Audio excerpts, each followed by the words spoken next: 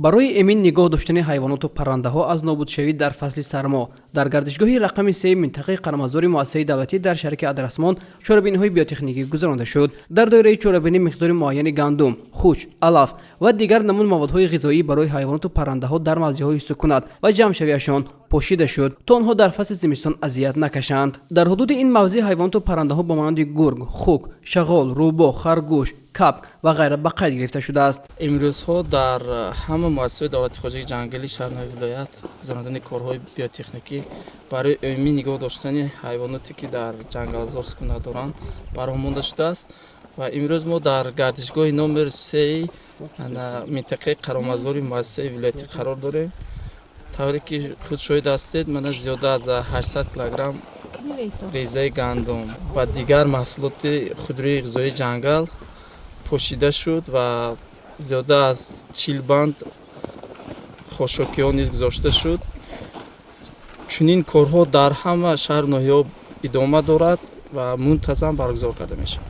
عثمان جان خولماتوف 12 سال این جانب در منطقه قرمزور به حیث مسئول خودجگی جنگل فعالیت میبرد. این منطقه مساحت 166 هکتار را در بر میگیرد. ما با هر سال من و پرنده ها گندم میچشیم، خوشک میچشیم، چون بنیاد میکنیم همه جا. اینجا گرگای، خرگوشای، کافتای، هر خیل پرنده های اینجا. هر روز با گشته کرده میکردیم. اینجا هکتار ما بسیار کو. یک روز یسوم و یک روز یسوم میریم همه خیل کاره میکردیم اینجا.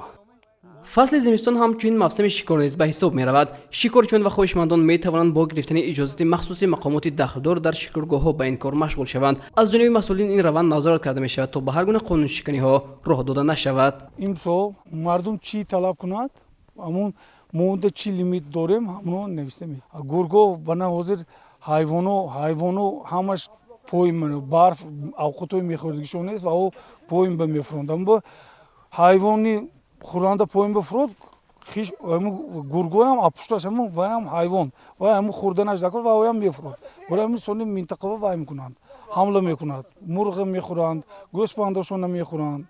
در این روز همچنین کارهای بیوتکنیکی در گردشگاه رقم 4 نیز به راه مانده شد.